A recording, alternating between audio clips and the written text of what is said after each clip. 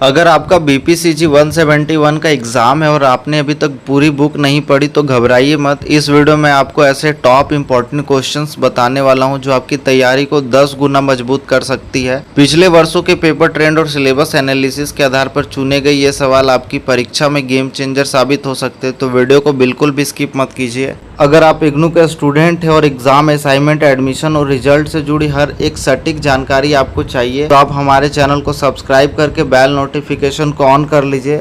जो first question है ये है, मनोविज्ञान की परिभाषा क्या है, इसके प्रकृति, क्षेत्र एवं अनुप्रयोगों का वर्णन कीजिए। मनोविज्ञान क्या है, साइकोलॉजी क्या है। साइकोलॉजी वह विज्ञान है जो मनुष्य और पशुओं के व्यवहार तथा मानसिक प्रक्रियाओं का अध्ययन करता है। मानसिक प्रक्रियाओं में सोच, स्मृति, भावना, कल्पना और सीखना शामिल है। जैसे मैं आपको एक एग्जांपल देता हूँ, एग्जांपल के फॉर्म से मैं आपको ये समझाने वाला हूँ। आप वीडियो को स्किप मत करना, आपको पूरी कॉन्सेप्ट अच्छे से समझ में आ जाएगा।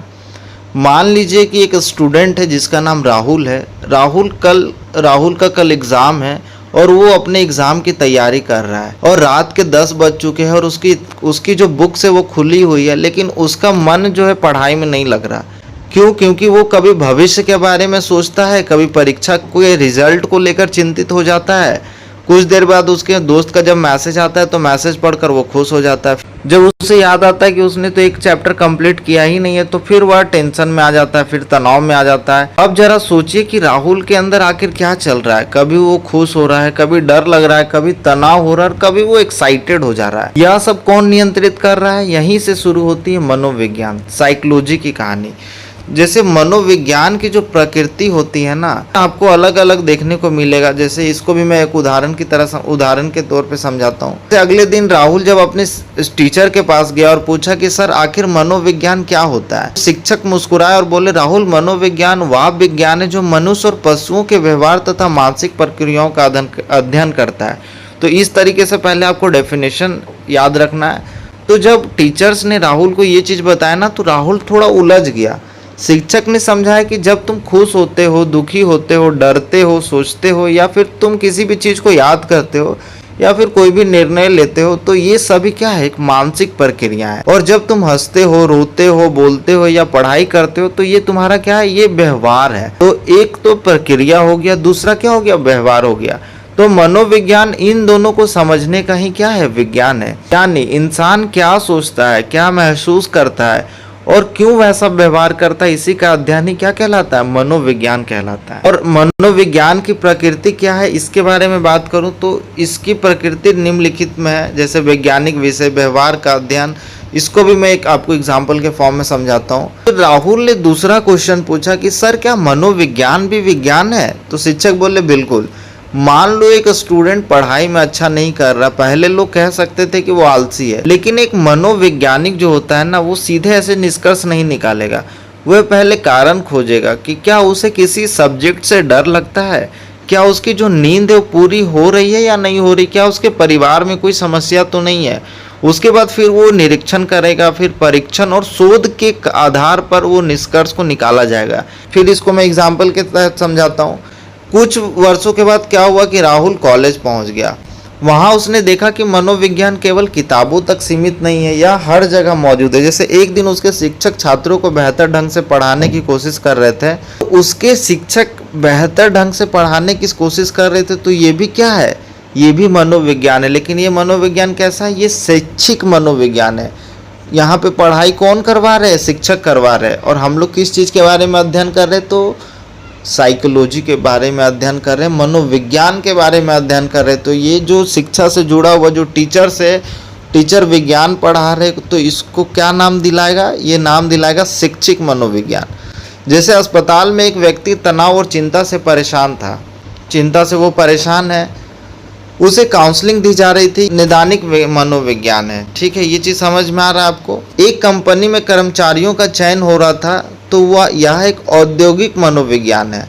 दोस्तों के बीच होने वाले व्यवहार का अध्ययन सामाजिक मनोविज्ञान कहलाता है। राहुल को समझ आने लगा कि मनोविज्ञान का क्षेत्र बहुत विशाल है। स्कूल से लेकर अस्पताल से लेकर घर से लेकर कार्यालय तक हर जगह मौजूद है। जैसा मैंने यहाँ पे आपको क्या समझाया कि शैक्षिक मनोविज्ञान, नैदानिक मनोविज्ञान, सामाजिक मनोविज्ञान और औद्योगिक मनोविज्ञान, तो ये चारों था, चारों को मैंने एग्जाम्पल के तहत समझाया। इसके बाद मनोविज्ञान के अनुप्रयोग क्या है।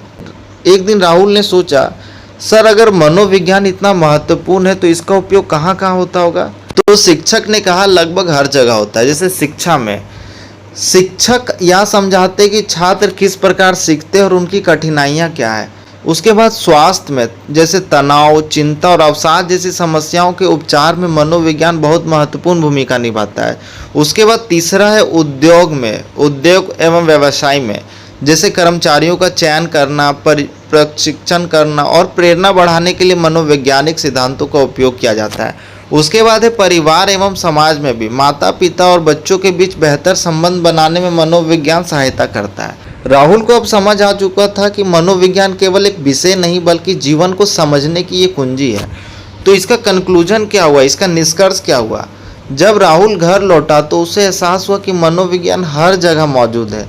जब वह सोचता है तो ये मनोविज्ञान हो गया, जब वो महसूस करता है तो भी मनोविज्ञान हो गया, जब वह व्यवहार करता है तो भी ये मनोविज्ञान हो गया। यानी मनोविज्ञान हमें खुद को और दूसरों को समझना सिखाता है। इसीलिए इसे मानव व्यवहार या और मानसिक प्रक्रियाओं का विज्ञान कहा जाता है। उम्मीद करता हूँ कि यहाँ तक आपको समझ में आ रहा है। समझ में आ रहा है तो वीडियो को ज़्यादा से ज़्यादा लाइक करें, अपने दोस्तों के साथ भी शेयर करें ताकि वो भी इस वीडियोस का फ़ायदा ले पाए। उसके बाद जो नेक्स्ट क्वेश्चन है, तंत्रिका तंत्र का वर्णन कीजिए। तो तंत्रिका तंत्र मानव शरीर का सबसे महत्वपूर्ण नियंत्रण एवं संचार तंत्र होता है। यह शरीर के विभिन्न अंगों तथा मस्तिष्क के बीच संदेशों का आदान प्रदान करता है। तंत्रिका तंत्र की सहायता से हम सोचते हैं, सीखते हैं, याद रखते हैं, भावनाओं को व्यक्त करते हैं तथा अपने आसपास के वातावरण के प्रति प्रतिक्रिया करते हैं। शरीर की सभी गतिविधियों का नियंत्रण और समन्वय तंत्रिका तंत्र द्वारा ही किया जाता है। यदि तंत्रिका तंत्र सही ढंग से कार्य न करे तो शरीर के विभिन्न अंगों के बीच संपर्क टूट सकता है और सामान्य जीवन प्रभावित हो सकता है। तो अभी चलिए अब हम लोग एग्जाम्पल के थ्रू समझने का प्रयास करते हैं। उसके फिर से हम राहुल को लेते हैं और उनके शिक्षक को लेते हैं। राहुल ने अपने शिक्षक से पूछा, सर जो तंत्रिका तंत्र है ये क्या होता है। तो शिक्षक ने कहा, राहुल तंत्रिका तंत्र हमारे शरीर का नियंत्रण और संचार तंत्र है। जैसे किसी बड़े शहर में कंट्रोल रूम होता है जो ट्रैफिक, बिजली और सुरक्षा की जानकारी संभालता है, वैसे ही हमारे शरीर में तंत्रिका तंत्र है जो हर गतिविधि को नियंत्रित करता है। हम जो देखते हैं, सुनते हैं, सोचते हैं, याद रखते हैं और जो प्रतिक्रिया देते हैं, यह सब तंत्रिका तंत्र की वजह से संभव है, क्योंकि शरीर का ये इंटरनेट नेटवर्क है। शिक्षक ने राहुल से कहा, कल्पना करो कि तुम्हारा शरीर एक बड़ा शहर है। इस शहर में करोड़ों संदेश हर सेकंड एक जगह से दूसरी जगह जा रहे हैं। आंखें कुछ देखती है, कान कुछ सुनते हैं, त्वचा गर्मी या ठंडा महसूस करती है। ये सारी सूचनाएं तुरंत किस तक पहुंचता है, मस्तिष्क तक पहुंचती है। और मस्तिष्क क्या करता है कि तुरंत निर्णय लेकर शरीर को आदेश देता है। यही पूरा काम क्या है, तंत्रिका तंत्र कहलाता है। इसीलिए इसे शरीर का इंटरनेट नेटवर्क भी कहा जा सकता है। अब हम इसके भाग की बात करें तो तंत्रिका तंत्र दो भागों में विभाजित होता है। पहला है केंद्रीय तंत्रिका तंत्र जिसको सेंट्रल नर्वस सिस्टम कहते हैं और दूसरा है परिधि तंत्रिका तंत्र जिसको पेरिफेरल नर्वस सिस्टम कहते हैं। उसके बाद जो केंद्रीय तंत्रिका तंत्र होता है ना, जो सेंट्रल नर्वस सिस्टम होता है, इसमें दो मुख्य भाग होते हैं। पहला होता है मस्तिष्क, मतलब हमारा ब्रेन। उसके बाद दूसरा होता है मेरुरज्जु, स्पाइनल कॉर्ड। तो शिक्षक बोले, मस्तिष्क शरीर का CEO है। यही सोचता है, यही निर्णय लेता है, यही याद रखता है, यही भावनाओं को नियंत्रित करता है। जब राहुल मैथ्स का क्वेश्चन हल करता है, सॉल्व करता है, कविता याद करता है या परीक्षा की योजना बनाता है, तो यह सब किस पे स्टोर होता है और वो याद कैसे हो रहा है, ये सब चीज़ किसके वजह से हो रहा है, तो वो सब चीज़ मस्तिष्क की वजह से हो रहा है, ब्रेन की वजह से हो रहा है। मेरुरज्जु मस्तिष्क और शरीर के बीच की एक पुल की तरह काम करता है। जो स्पाइनल कॉर्ड है ना, वो क्या करता है, पुल की तरह काम करता है, यह संदेशों को आगे और पीछे पहुंचाती है। उसके बाद जो दूसरा है ना, दूसरा है आपका परिधीय तंत्रिका तंत्र। अब शिक्षक ने कहा कि मान लो मस्तिष्क बॉक्स है, लेकिन बॉक्स का आदेश कर्मचारियों तक कौन पहुंचाएगा। यहीं पर परिधीय तंत्रिका तंत्र की भूमिका शुरू होती है। यह शरीर में फैली हुई तंत्रिकाओं का विशाल जाल है। जब राहुल की आँख कोई वस्तु देखती है या पैर में कांटा चुभता है तो यही तंत्रिका संदेश को मस्तिष्क तक पहुंचाती है। उसके बाद तंत्रिका तंत्र के प्रमुख कार्य क्या है। इसका पहला कार्य वातावरण तथा शरीर के अंदर होने वाली परिवर्तनों की जानकारी प्राप्त करना है। चलिए हम लोग एग्जाम्पल से समझते हैं। अब शिक्षक ने राहुल से पूछा, अगर तंत्रिका तंत्र ना हो तो क्या होगा? राहुल बोला, हम कुछ भी महसूस नहीं कर पाएंगे। शिक्षक ने कहा, बिल्कुल सही, लेकिन तंत्रिका तंत्र के प्रमुख कार्य क्या है? तो सबसे पहला कार्य है सूचना प्राप्त करना, जैसे आँख, कान, नाक, त्वचा और जीभ से जानकारी प्राप्त करना। उसके बाद सूचना का विश्लेषण करना। मस्तिष्क यह तय करता है कि सूचना का क्या अर्थ है। जब वो विश्लेषण कर लेता है, वो समझ जाता है, तो फिर उसके बाद वो प्रतिक्रिया देता है, शरीर को उचित आदेश देता है कि करना क्या है। उसके बाद स्मृति और अधिगम, नई बातें सीखना और याद रखना। उसके बाद भावनाओं का नियंत्रण करना, जैसे खुशी, दुख, डर और गुस्से जैसी भावनाओं को नियंत्रित करता है। उसके बाद तंत्रिका तंत्र का महत्व क्या है? तो राहुल ने समझ लिया कि तंत्रिका तंत्र केवल संदेश भेजने का काम नहीं करता, बल्कि यह सोचने में मदद करता है, निर्णय लेने में सहायता करता है, सीखने और याद रखने में मदद करता है। उसके बाद शरीर के सभी अंगों के बीच समन्वय बनाए रखता है। यदि तंत्रिका तंत्र ना हो तो मानव जीवन संभव ही नहीं है। तो इसका कंक्लूजन क्या है? मान के चलो, कंक्लूजन अगर मैं बात करूं, जैसे जब राहुल ने गर्म कप छुआ था और तुरंत हाथ पीछे खींच लिया था, तब उसे पता नहीं था कि उसके शरीर के अंदर कितनी जटिल प्रक्रिया चल रही है। लेकिन अब उसे समझ आ चुका कि तंत्रिका तंत्र ही शरीर का सबसे महत्वपूर्ण नियंत्रण एवं संचार तंत्र है। यह मस्तिष्क, मेरुरज्जु और तंत्रिकाओं से मिलकर बना होता है तथा शरीर की सभी गतिविधियों का संचालन करता है। इसीलिए तंत्रिका तंत्र को मानव शरीर का कमांड सेंटर कहा जाता है। उसके बाद जो नेक्स्ट क्वेश्चन है ये है कि अधिगम की परिभाषा एवं विभिन्न सिद्धांतों की व्याख्या कीजिए। लर्निंग की बात करते हैं हम लोग, तो इसको भी स्टोरी फॉर्म में अगर समझा जाए तो मैं समझाता हूँ। अगर मैं आपको कहूँ कि एक बच्चा पैदा होते समय ना बोलना जानता है, ना चलना, ना पढ़ना, ना लिखना, लेकिन कुछ साल बाद वही बच्चा भाषा सीख जाता है, साइकिल चलाने लगता है, मोबाइल चलाता है, परीक्षा में टॉप भी करता है। आखिर यह जादू कैसे होता है? आज हम लर्निंग यानी अधिगम की ऐसी कहानी समझेंगे जो आपको सिर्फ एग्ज़ाम के लिए नहीं बल्कि पूरी ज़िंदगी के लिए याद रह जाएगी। कल्पना कीजिए, मान लीजिए आप समय में पीछे चले गए। एक छोटा सा बच्चा है जिसका नाम राहुल है। वह अभी केवल 2 साल का है, ना ठीक से चल पाता है, ना बोल पाता है, ना उसे दुनिया की ज़्यादा समझ है। लेकिन जैसे जैसे समय बीत रहा है, वह चलना सीखता है, बोलना सीखता है, लिखना सीखता है, दोस्त बनाना सीखता है, साइकिल चलाना सीखता है, और कुछ साल बाद वही बच्चा बोर्ड परीक्षा की तैयारी कर रहा होता है। आप सोचिए, इन सब चीज़ों ने राहुल के अंदर प्रवेश कैसे लिया? क्या यह सब जन्म से था? तो बिल्कुल नहीं। यही जो प्रक्रिया है इसी को लर्निंग कहते हैं, अधिगम कहते हैं। तो अधिगम क्या है? एक दिन राहुल ने अपने शिक्षक से पूछा, सर मैं पहले बहुत सारी चीज़ें नहीं जानता था, लेकिन आज जानता हूँ, ऐसा क्यों? तो शिक्षक मुस्कुराए और बोले, क्योंकि तुमने सीखा है। तो अधिगम वह प्रक्रिया है जिसके द्वारा व्यक्ति अनुभव, अभ्यास और परीक्षण के माध्यम से अपने व्यवहार, ज्ञान और कौशल में अस्थायी परिवर्तन लाता है। सरल भाषा में मैं एक लाइन में समझाऊं तो इसका मतलब होता है, जो चीज़ पहले नहीं आती थी और उसको प्रैक्टिस के, अभ्यास के बाद आने लगती है, तो यही क्या है? अधिगम है। यही लर्निंग कहलाती है। उसके बाद अधिगम को समझाने के लिए विभिन्न मनोवैज्ञानिकों ने अनेक सिद्धांत प्रस्तुत किए। इनमें प्रमुख सिद्धांत निम्नलिखित है। जैसे पहला है प्रयास एवं त्रुटि का सिद्धांत। इस सिद्धांत का प्रतिपादन थॉर्नडाइक ने किया था। इस सिद्धांत के अनुसार व्यक्ति बार बार प्रयास करके तथा अपनी गलतियों से सीखता है। प्रारंभ में व्यक्ति कई गलतियां करता है, लेकिन लगातार अभ्यास और अनुभव के कारण वह सही प्रतिक्रिया सीख जाता है। कहानी शुरू होती है राहुल की पहली साइकिल से। उसके पापा उसे नई साइकिल खरीद कर देते हैं। राहुल बहुत खुश होता है। वह साइकिल पर बैठता है और धड़ाम से नीचे गिर जाता है। वह दोबारा कोशिश करता है, फिर गिर जाता है, तीसरी बार, चौथी बार, 5वीं बार, लेकिन वह हर बार गिर जाता है और लेकिन वह हार नहीं मानता।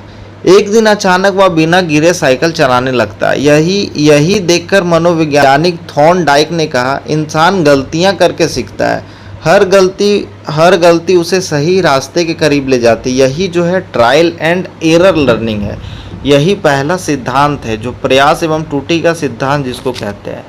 तो यहाँ तक समझ में आया। उसके बाद जो दूसरा सिद्धांत ये है शास्त्रीय अनुबंधन सिद्धांत। जैसे एग्जाम्पल से समझाऊं, अब राहुल जो है वो स्कूल जाने लगा। हर दिन स्कूल की छुट्टी से पहले घंटी बजती थी। कुछ महीनों बाद एक अजीब चीज़ हुई। जैसे ही घंटी बजी, राहुल अपना बैग उठाने लगा, भले ही छुट्टी ना हुई। क्यों? क्योंकि उसके दिमाग में ने घंटी और छुट्टी के बीच संबंध बना लिया था। ठीक ऐसा ही प्रयोग इवन पावलोव ने अपने कुत्तों के साथ किया, जैसे घंटी प्लस भोजन, घंटी प्लस भोजन, घंटी प्लस भोजन। कुछ समय बाद केवल घंटी बजाने पर ही कुत्ते के मुंह पे लार आने लगती। तो इसको बोलते हैं क्लासिकल ट्रेडिंग। इसको अगर लिखना हो तो आप कैसे लिखोगे? तो थॉर्नडाइक क्या कहना चाहते थे? थॉर्नडाइक कहते हैं कि इंसान शुरुआत में कई गलतियां करता है, लेकिन हर गलती उसे सही उत्तर के करीब ले जाता है। धीरे धीरे गलत प्रतिक्रियाएं हट जाती और सही प्रतिक्रिया रह जाती है। इसका अगर आपको एग्जाम में एक लाइन में लिखना हो तो आप ऐसे लिख सकते हो कि व्यक्ति बार बार प्रयास और गलतियों के माध्यम से ही सही व्यवहार करना सीखता है। उसके बाद दूसरा है शास्त्रीय अनुबंधन सिद्धांत। तो इस सिद्धांत के प्रतिपादन जो थे वो इवान पावलोव थे, इन्होंने किया था। और उनके अनुसार सीखना और प्रतिक्रिया के बीच संबंध स्थापित होने से होता है। जैसे मान के चलो कि राहुल रोज स्कूल जाता है, हर दिन छुट्टी होने से पहले घंटी बजती है। ऐसे कई महीनों तक चलता है, लेकिन गलती से घंटी बज जाती, छुट्टी नहीं हुई, लेकिन राहुल तुरंत बैग उठाने लगता है। क्यों? क्योंकि उसके दिमाग ने घंटी और छुट्टी को जोड़ दिया। तो जो पावलोव का प्रयोग है, कुत्ते को भोजन देते थे, भोजन देकर कुत्ते के मुंह में लार आती थी, फिर उसने भोजन देने से पहले घंटी बजानी शुरू की। इसी तरीके करते करते कुछ समय बाद केवल घंटी बजाने पर भी लार आने लगी। तो आसान भाषा में क्या हुआ? जब दो चीज़ें बार बार साथ होती है तो हमारा दिमाग उनके बीच संबंध बना लेता है।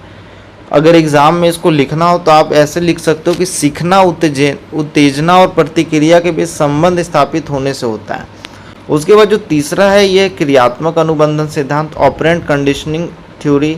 ये जो थे ये बीएफ स्किनर ने किया था। इनके अनुसार सीखना पुरस्कार और दंड के माध्यम से होता है। जिस व्यवहार को पुरस्कार मिलता है उसकी पुनरावृत्ति बढ़ जाती है, जबकि दंड मिलने पर व्यवहार कम हो जाता है। उदाहरण, जैसे राहुल की परीक्षा हुई, उसने बहुत मेहनत की, वह कक्षा में प्रथम आया। पापा ने उसे नई साइकिल दिला दी और मेहनत जो उसने की उसके बदले उसे पुरस्कार मिला। अब सोचो कि अगली बार राहुल क्या करेगा? राहुल और मेहनत करेगा, क्योंकि उसे पता है कि मेहनत का इनाम मिलता है। स्किनर क्या कहते हैं? जिस काम के बाद पुरस्कार मिलता है उसे हम बार बार करना चाहते हैं, जिस काम के बाद दंड मिलता है उसे हम कम करने लगते हैं। अगर आपको एग्जाम में एक लाइन में लिखना हो तो आप ऐसे लिख सकते हो कि पुरस्कार व्यवहार को बढ़ाता है तथा दंड व्यवहार को कम करता है। उसके बाद नेक्स्ट है राष्ट्रीय थ्योरी, इनसाइट थ्योरी। उन्होंने कोहलर के द्वारा दिया गया था। इस सिद्धांत के अनुसार व्यक्ति किसी समस्या का समाधान समझकर सीखता है। इसे सूझ या अंतर्राष्ट्रीय अधिगम कहा जाता है। जैसे एग्जाम्पल के थ्रू समझाऊं तो राहुल के कमरे में पंखे के ऊपर एक गेंद फंस गई थी। उसने हाथ से निकालने की कोशिश की, नहीं निकली। कुर्सी ढूंढी, फिर भी नहीं निकली। अचानक उसकी नज़र मेज पर पड़ी। उसने मेज को खिसकाया, उस पर कुर्सी रखी, ऊपर चढ़ा और गेंद निकाल ली। अब ध्यान दो कि उसने बार बार गलतियां करके ही नहीं सीखा, उसे अचानक समाधान समझ में आई। यही इनसाइट है। कोहलर का प्रसिद्ध उदाहरण, एक बंदर केले तक नहीं पहुंच पा रहा था, अचानक उसने दो डंडे को जोड़ दिया और केला निकाल लिया। उसे अचानक समाधान समझ में आ गया। तो एग्जाम में लिखना हो तो एक लाइन में आप लिख सकते हो कि जब व्यक्ति अचानक समस्या या समाधान समझ लेता है तो उसे सूझ अधिगम कहते हैं। और उस सिद्धांत को अगर 30 सेकंड में याद करना हो तो आप ट्रिक समझ लो, ट्रायल एंड एरर। पहले मतलब गलती करो, सीखो और सफल हो जाओ। ये ट्रायल एंड एरर होता है। पहला होता है जैसे साइकिल सीखना। दूसरा है क्लासिक कंडीशनिंग, मतलब दो चीज़ों को जोड़कर सीखना, घंटी और छुट्टी जैसे राहुल था। उसके बाद तीसरा है ऑपरेंट कंडीशनिंग, मतलब इनाम मिलेगा तो दोबारा करूँगा, अच्छे अंक जैसे आए थे राहुल के तो उसे गिफ्ट मिला था, साइकिल मिला था। जो लास्ट वाला जो है अचानक समाधान समझ में आना, स्टूल लगाकर गेंद निकालना राहुल ने किया था। तो ये चीज़ आपको ध्यान में रखना है। क्वेश्चन है ये है, अभी प्रेरणा की अवधारणा एवं सिद्धांतों का वर्णन कीजिए। अभिप्रेरणा वह आंतरिक शक्ति, इच्छा या प्रेरक तत्व जो व्यक्ति को किसी लक्ष्य के प्राप्ति के लिए कार्य करने हेतु प्रेरित करता है। यह व्यक्ति के व्यवहार को दिशा, ऊर्जा और उद्देश्य प्रदान करती है। अभिप्रेरणा के कारण ही व्यक्ति अपने कार्यों को उत्साहपूर्वक करता है तथा अपने लक्ष्यों को प्राप्त करने का प्रयास करता है। यदि व्यक्ति में अभिप्रेरणा ना हो तो वह किसी भी कार्य को प्रभावी ढंग से नहीं कर पाएगा। दैनिक जीवन में अभिप्रेरणा का बहुत महत्व है। एक विद्यार्थी अच्छे अंक प्राप्त करने के लिए पढ़ाई करता है, एक खिलाड़ी प्रतियोगिता जीतने के लिए कठिन अभ्यास करता है तथा एक कर्मचारी पदोन्नति प्राप्त करने के लिए अधिक मेहनत करता है। इन सभी कार्यों के पीछे कोई ना कोई प्रेरणा कार्य करती है। अब इसको समझने के लिए इसके प्रमुख सिद्धांत है। जैसे पहला है आवश्यकता पदानुक्रम सिद्धांत। इस सिद्धांत का प्रतिपादन अब्राहम मैस्लो ने किया था। उनके अनुसार मनुष्य की आवश्यकता एक निश्चित क्रम में होती है। जब निम्न स्तर की आवश्यकता पूरी हो जाती है तब व्यक्ति उच्च स्तर की आवश्यकताओं की ओर बढ़ता है। मैस्लो ने आवश्यकता को पांच स्तरों में विभाजित किया। पहला था शारीरिक अवस्था, भोजन, पानी, नींद। दूसरा था सुरक्षा की अवस्था। तीसरा था प्रेम और अपनत्व की आवश्यकता। चौथा था सम्मान की आवश्यकता। पांचवा था आत्म साक्षात्कार की आवश्यकता। व्यक्ति सबसे पहले भोजन की व्यवस्था करेगा, उसके बाद ही वो अन्य आवश्यकताओं की पूर्ति के बारे में सोचेगा। उसके बाद जो दूसरा सिद्धांत था ये था ड्राइवर न्यूनीकरण सिद्धांत। इस सिद्धांत का प्रतिपादन क्लर्क हॉल ने किया था। उनके अनुसार जब व्यक्ति की कोई आवश्यकता उत्पन्न होती है तो उसके अंदर तनाव या प्रेरक शक्ति पैदा होती है। व्यक्ति उस तनाव को कम करने के लिए ही कार्य करता है। उदाहरण जैसे प्यास लगने पर व्यक्ति पानी पीता है ताकि उसकी प्यास को समाप्त किया जाए। तीसरा था प्रोत्साहन सिद्धांत, जिसको इंसेंटिव थ्योरी कहते हैं। इस सिद्धांत के अनुसार व्यक्ति बाहरी पुरस्कारों या प्रोत्साहनों से प्रेरित होता है। जब व्यक्ति को किसी कार्य के बदले पुरस्कार मिलने की संभावना होती है तो वह उस कार्य को अधिक उत्साह से करता है। जैसे एग्जाम्पल, अच्छे प्रदर्शन पर बोनस मिलने की आशा में कर्मचारी और अधिक मेहनत करते हैं। लास्ट है उपलब्धि अभिप्रेषण सिद्धांत। इस सिद्धांत के अनुसार कुछ व्यक्ति सफलता प्राप्त करने और उत्कृष्ट प्रदर्शन करने की तीव्र इच्छा रखते हैं, कठिन कार्य को चुनौती के रूप में स्वीकार करते और सफलता प्राप्त करने के लिए निरंतर अभ्यास करते हैं। एग्जाम्पल, प्रतियोगी परीक्षा में शीर्ष स्थान प्राप्त करने के लिए छात्र लगातार क्या कर रहे हैं, पढ़ाई कर रहे हैं। इसका निष्कर्ष ये कि अभिप्रेरणा मानव व्यवहार की एक महत्वपूर्ण शक्ति जो व्यक्ति को लक्ष्य प्राप्ति के लिए प्रेरित करती है।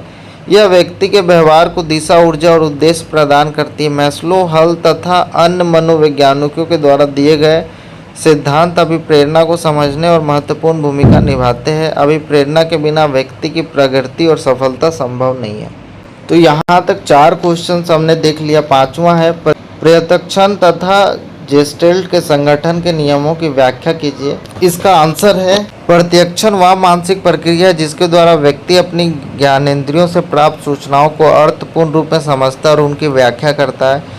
केवल किसी वस्तु को देखना, सुनना या छूना संवेदना कहलाता है, जबकि उन संवेदनाओं को समझकर उनका अर्थ निकालना प्रत्यक्षण कहलाता है। प्रत्यक्षण के माध्यम से हम अपने आसपास के वातावरण को समझते हैं, के अनुसार व्यवहार करते हैं। उदाहरण के लिए आंखों द्वारा किसी पुस्तक को देखना संवेदना है, लेकिन उसे पहचान कर यह समझना कि यह एक पुस्तक है प्रत्यक्षण कहलाता है। गेस्टोल्ट मनोवैज्ञानिकों का मानना था कि व्यक्ति वस्तुओं को अलग अलग भागों में नहीं बल्कि एक पूर्ण रूप में देखता है। उनका एक प्रसिद्ध सिद्धांत है the whole is greater than the sum of its part, अर्थात संपूर्ण अपने भागों के योग से अधिक महत्वपूर्ण होता है। इनके प्रमुख संगठन नियम निम्नलिखित है। जैसे पहला है समीपता का नियम। जो वस्तुएं एक दूसरे के निकट होती हैं उन्हें हम एक समूह के रूप में देखते हैं। जैसे एक उदाहरण, कक्षा में साथ बैठे छात्रों को हम एक समूह मान लेते हैं। दूसरा है समानता का नियम। समान आकार, रंग या आकृति वाली वस्तुओं को हम एक समूह के रूप में देखते हैं। उदाहरण, एक ही रंग की गेंदों को एक समूह के रूप में पहचानना। तीसरा है का नियम। व्यक्ति अधूरी आकृतियों को भी पूर्ण रूप में देखने का प्रयास करता है। जैसे टूटी हुई वृत्ताकार आकृति को भी हम वृत्त के रूप में पहचान लेते हैं। चौथा है निरंतरता का नियम। व्यक्ति रेखाओं या आकृतियों को निरंतर और क्रमबद्ध रूप में देखने की प्रवृत्ति रखता है। जैसे सड़क पर बनी लंबी सफ़ेद रेखा को सतत रेखा के रूप में देखना। पांचवा है आकृति एवं पृष्ठभूमि का नियम। हम किसी दृश्य में मुख्य वस्तु, फिगर और उसकी पृष्ठभूमि के बीच अंतर करते हैं। जैसे ब्लैक बोर्ड पर लिखे सफ़ेद अक्षर आकृति और ब्लैक बोर्ड पृष्ठभूमि है। इसका निष्कर्ष ये है कि प्रत्यक्षण व्यक्ति को अपने वातावरण को समझने में सहायता करता है। जेस्टेल्ट के नियम बताते हैं कि हमारा मस्तिष्क सूचनाओं को व्यवस्थित करके अर्थपूर्ण रूप प्रदान करता है। ये नियम मानव व्यवहार और सीखने की प्रक्रिया को समझने में महत्वपूर्ण भूमिका निभाती है। तो यहाँ हमने टॉप 5 इंपॉर्टेंट क्वेश्चंस को देखा है। अगर आप इस वीडियो को अच्छे से देखे होंगे तो आपकी सारी डाउट्स क्लियर हो गई होगी। बाकी नेक्स्ट एग्जाम कौन सा आप मुझे कमेंट बॉक्स में बता सकते हो। मिलते हैं अगले वीडियो में। अगर आपको वीडियो पसंद आए तो वीडियो को लाइक कीजिए, चैनल पर नए हो तो चैनल को सब्सक्राइब कीजिए और बेल आइकन को भी दबा दीजिए। Thank you friends.